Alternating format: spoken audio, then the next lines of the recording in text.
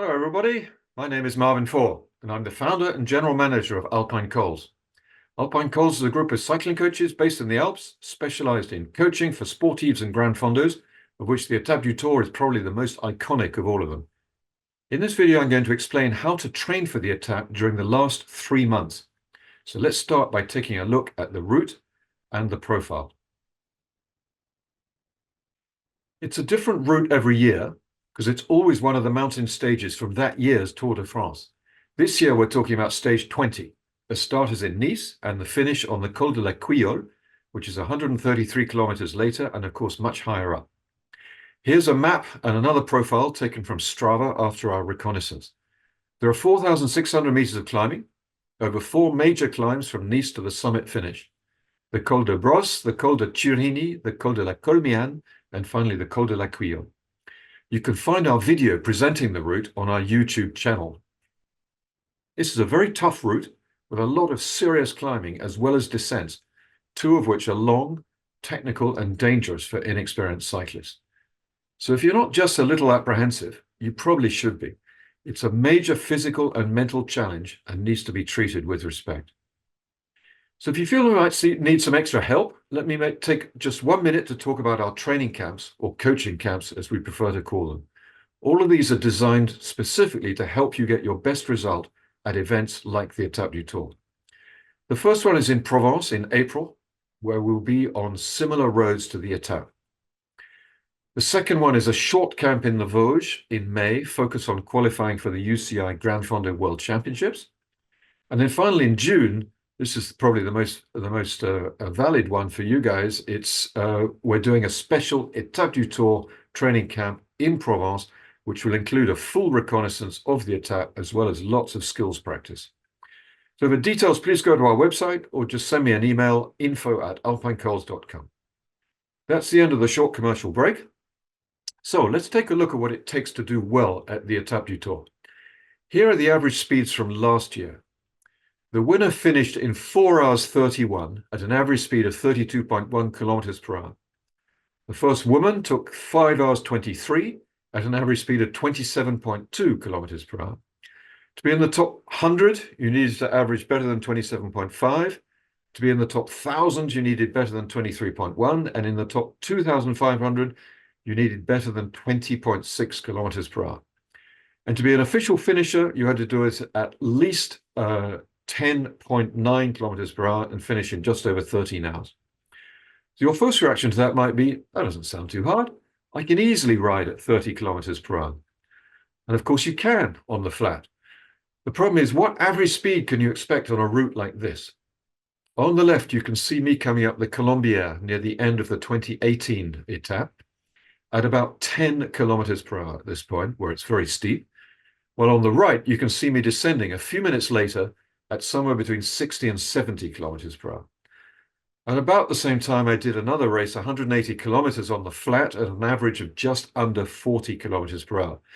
Point is, none of these averages are much help in determining my average for the whole Etape du Tour. The answer for me in 2018 turned out to be about 25.3, which was about what I expected based on my performance in comparable events. The key here is comparable. So don't fall in the trap of overestimating your average speed based on what you can do in less mountainous events. The only meaningful reference is an event with similar distance and climbing. Now, let's see what it takes to average a decent speed on such a course. I went into the event demands in some detail in my part 1 video posted 3 months ago, so I won't repeat them here. This is just a reminder that different cyclists need different training plans. This is obviously a challenge here because I know nothing about you. So the thing is, every one of these cyclists in the picture here is unique, and there is no such thing as a standard training plan for the Etape. It should be obvious, if you think about it, that a 23-year-old elite rider with the goal of finishing in the top 10 will need a very different plan to a 60-year-old first-timer whose only goal is to finish. But there are lots of graduations in between those two. The best training plan for you is one that's been designed with your unique situation in mind and is constantly updated for you when things change, which they inevitably do. So the best we can do is to give you a set of guidelines and a framework for you to adapt to your own needs. So in part 1, I presented these general principles, and the structure of our training plan at some length. So I'm just showing it to you here as a reminder. The first is that you need to make the Etape your priority. If you don't do that, you're unlikely to do well. Second is to be consistent. It's no use training hard for a week or 2 weeks and then doing nothing for the next 2 weeks. Third is to build a strong aerobic base. That is absolutely the fundamental thing that you need to do well at the Etape or any long distance event like this. Fourth is develop fat burning capacity. That goes with number 3. If you can burn a lot of fat at the pace you're going to be riding at during the event, you'll do far better than if you're having to rely exclusively on carbohydrate. Fifth is to build short-term muscular endurance or durability.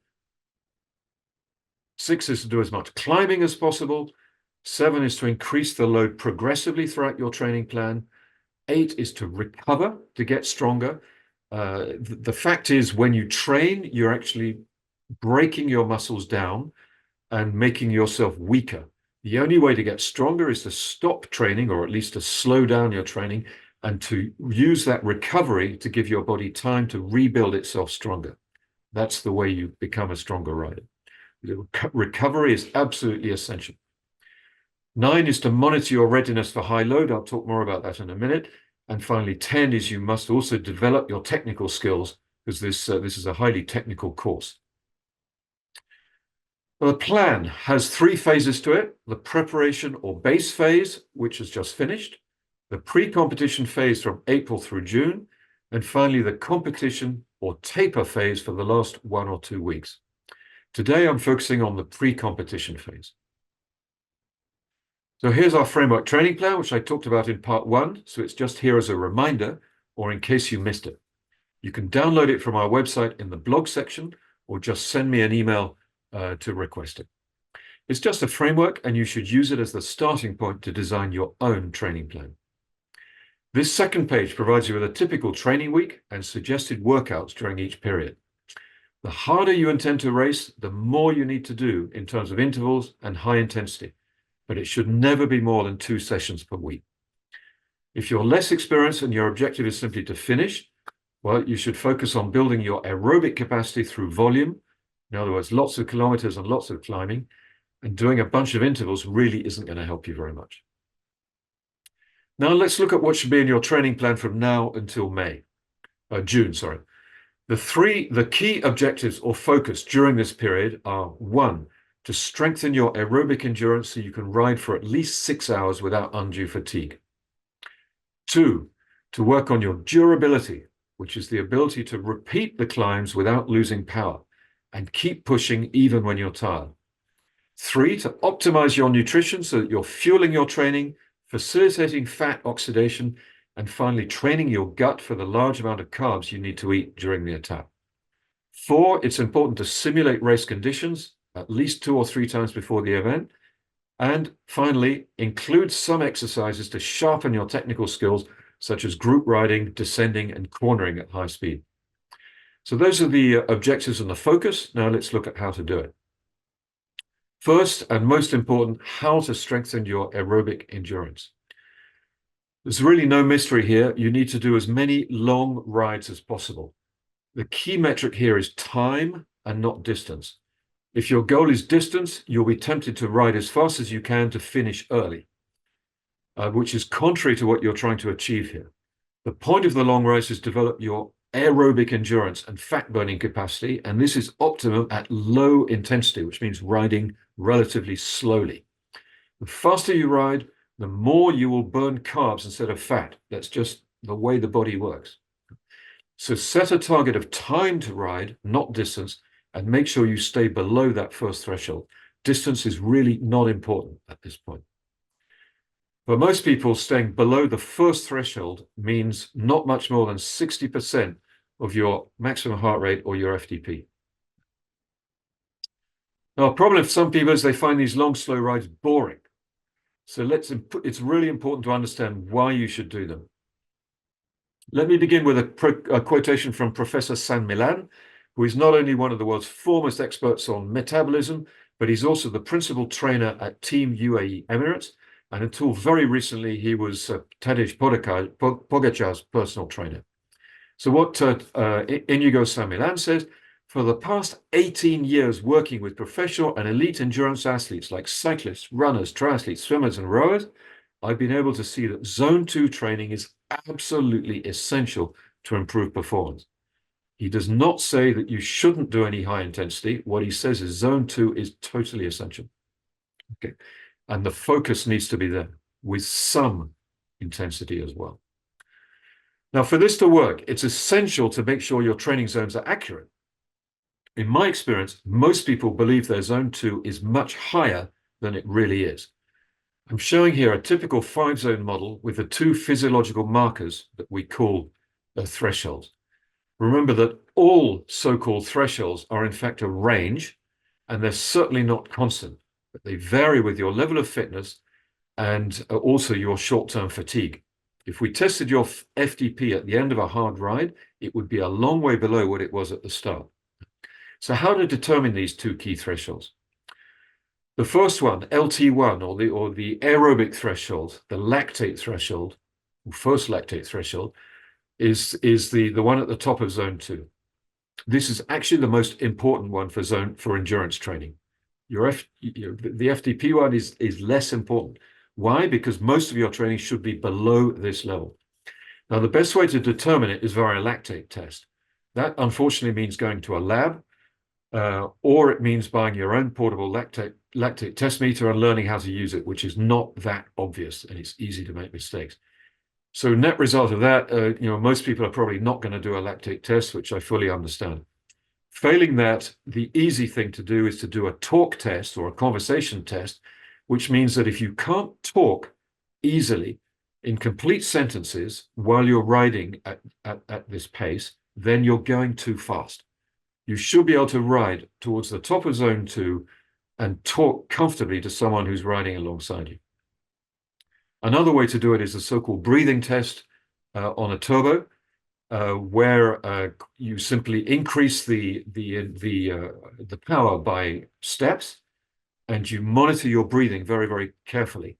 You should, at the beginning, be able to breathe through your nose. At a certain point, you won't be able to breathe through your nose any longer. You'll have to breathe through your mouth. Your breathing will change notably, and that is typically going to be around your LT1, this first threshold. All right, so that's for the first one. The second one can be determined either as critical power or FTP. They're essentially the same thing, but we arrive at them differently. So critical power, you can do, for example, a 2-minute, a 6-minute, and a 15-minute maximum effort at each of those time intervals. It doesn't have to be exactly 2, 6, and 15, but roughly of that sort of order. And then you use a software package or an online calculator, and it will give you what your critical power is, which is essentially the same as your FTP. If you want to test your FTP, stands for functional threshold power, means you have to do the full test. If you want it to be accurate, that means you have to do 1 hour of power, which is obviously very, very tiring. So people, nobody really wants to do that. So people have come up with the idea of doing a 20-minute max effort. The problem with that is different people respond differently. And all you can say is your FTP is probably somewhere between 93 and 97% of whatever you can hold for 20 minutes. So that's a pretty big range. If you really want to use FTP, then your best bet is to do at least 45 minutes and just do it as hard as you can. You should practically fall off the bike at the end of the 45 minutes, and that'll be pretty close to your FTP. All right, knowing your training zones accurately is really important to help you with the golden rule, which is to train properly. But it's not enough. You must also stick to your training plan and ignore other cyclists who may be tempting you to ride faster. We've all been overtaken by cyclists when we're riding, and we're tempted to jump on the wheel and ride harder. But if you're out for an aerobic zone 2 ride, stick to that pace. Otherwise, you're wasting your training. Remember, the time for being competitive is not during your training rides, but during your competitions, during your races. Now, to help you train properly and consistently, here are some simple research-based tips that have been proven to work for training plans on your bike or at work, come to that, concerning objectives and plans. First thing to do is to write out your weekly plan by hand. The act of writing it out by hand makes you more likely to follow it. Use active verbs. So I will ride instead of ride for. Make it measurable. If you use visual reminders like post-its, renew them every day. Otherwise, they become part of the scenery and you no longer see them. So, if you stick a post-it on your fridge, well, change it every day. So here's an example weekly plan. It's written out by hand. It's using active verbs and everything's measurable. Ride for 3 hours at low intensity, do 1 30-minute leg strength session. It's perfectly clear, perfectly measurable.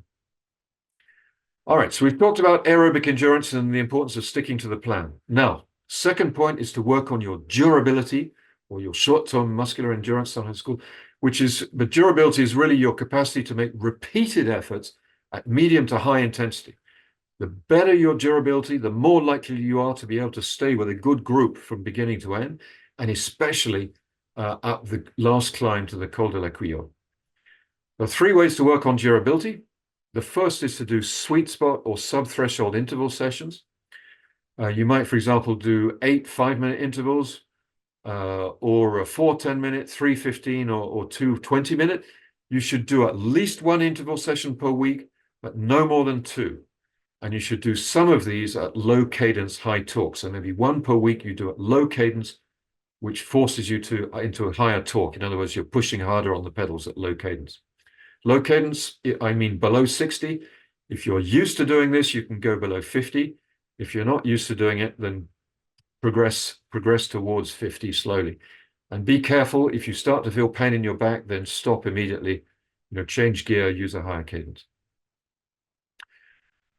The second approach is to work on durability is to increase the intensity near the end of a long ride when your legs are already tired. And for example, you can do the final climb at fast tempo. That's a really good way to work on durability. So you go out for 4 hours in zone 2, and then come to a climb and do that climb at fast tempo pace. And of course, the third way is simply to join a hard club ride or participate in a race that you're not too bothered about. Okay, again, no more than twice a week, and talking hard club rides or races, probably not even once a week. Now, before doing a hard session, it's important to realize you should only do it if your body is ready for it. If you do a hard session when your body's not ready for it, it's literally a waste of time because your body won't be able to create the adaptations you're looking for. So how can you tell if your body's ready? There's no single measure that captures everything going on. Current best practice is to look at 3 separate sets of measures that address 3 different aspects of readiness to train.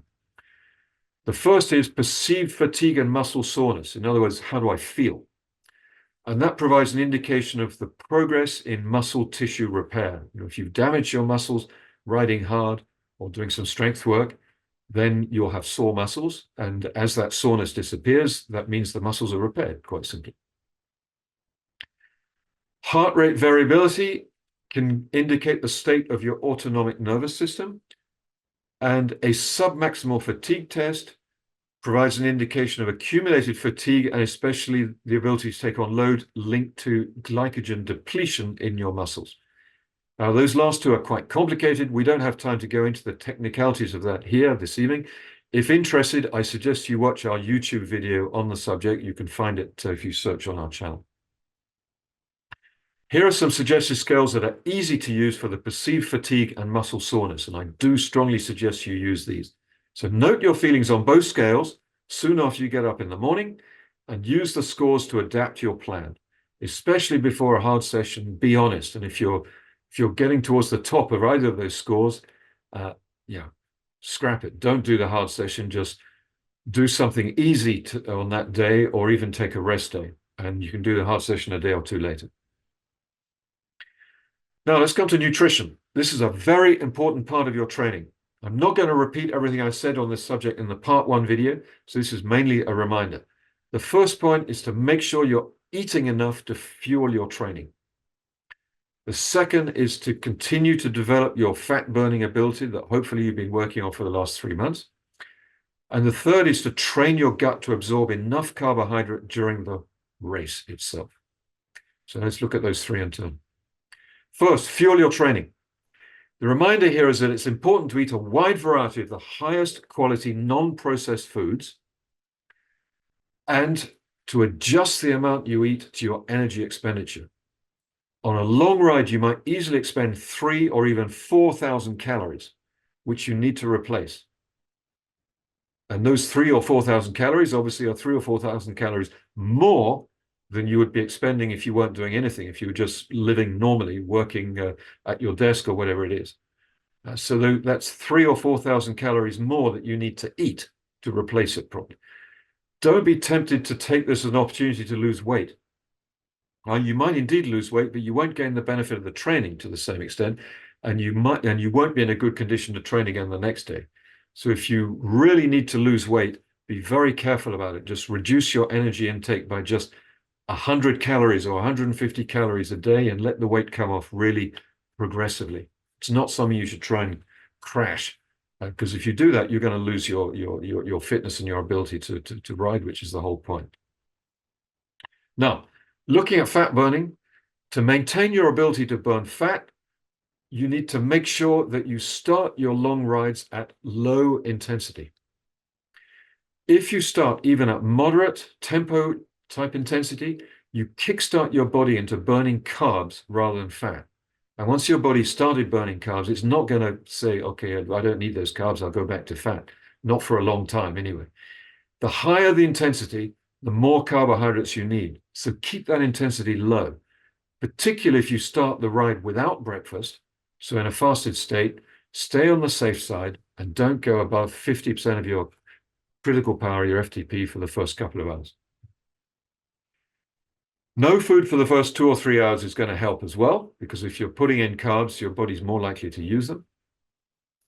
But after the first 2 or 3 hours, you need to start taking carbs and ramp up, very quickly to 60 grams per hour. And more if you're going on a very long ride. If you're stopping at 4 or 5 hours, 60 grams is enough. But if you're going to go on for 7, 8 hours, then you should ramp up a little bit more. Now, it's a completely different approach on your tempo or race pace rides or any rides with intervals. You need to be properly fueled for these rides anyway, so you can take the opportunity to train your gut to tolerate the high amounts of carbs you need at the Etape. If you're like most people, you probably rarely take more than 60 grams an hour today, which is the equivalent of, let's say, 2 bananas or 2 gels or 2 energy bars or any combination of that sort of stuff per hour. So it's already quite a lot when you're riding hard. There's a clear advantage, however, in being able to use up to at least 90, because this will help you conserve the glycogen in your muscles that you need for that final climb. So try to push it out to 90, experiment with different foods and gels to see which works for you, and don't forget you can also drink your carbs. A bottle of energy drink can include up to 30 grams or a little more, depending on the concentration. All right, the fourth area of focus is race readiness and the importance of simulating the race conditions. Obviously, this matters more near the front of the Etape than near the back. But if you want to race hard, you should find at least 2 or 3 opportunities during the last 6 to 8 weeks to simulate the race conditions. Don't do this every weekend, however, because it's too hard and it will be detrimental to your training. The easiest way is probably to join a hard club ride, if you're in a club, where everybody's really pushing it for 3, 4, or 5 hours. Better still, though, is to sign up for an actual event where the result doesn't matter and you can just use it to test and experiment. So you can ride harder than you would normally dare or harder than you intend to ride at the Etape and see what happens, for example. Still under simulating race conditions, you should be aware that it sometimes rains in Provence. Even in July, it's possible. And it can be surprisingly cold on the descents if it does rain. Racing in the rain brings several additional challenges compared to racing in dry weather, so make sure you practice it. You don't want to do all of this training and then show up for the Etape and then find it's raining and then be unable to ride. There's nothing worse than being out in the rain with poor clothing, so this is important to test until you find the best solutions for you. The second point is bike handling. which is obviously harder on wet and slippery roads, and that needs practice too. So don't be a fair weather cyclist. Go out and ride sometimes in the rain so that you're used to it. Point 5 is about the importance of technical skills. You should be deliberately working on improving these skills, such as climbing, which is technical, descending, even more technical, arguably, particularly at 60, 70 kilometers an hour, riding in a bunch, and adapting clothing while you're riding. For example, taking off a jacket or putting it back on. If you have to do that 3 or 4 times on the Etape and you have to stop every time, you're probably going to lose 10 minutes pointlessly. So learn to do it on your bike and you save a lot of time. If you know you're weak in one or more of these areas, try to find a coach or a clubmate who can help you. And of course, if you join one of our coaching camps, we'll work closely with you to help you improve these skills.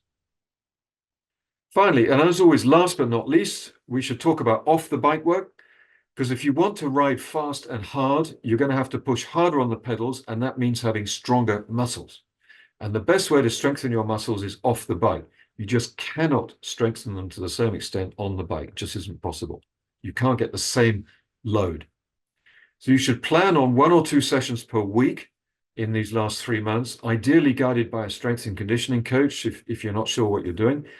And the goal in this last 3 months is really to maintain, it's more to maintain the strength that you should hopefully have built over the last 3 months, rather than to increase the strength. But you do want to maintain that. So remember to be cautious in what you're doing in order to limit the risk of injury. So it's technical, you need to know what you're doing.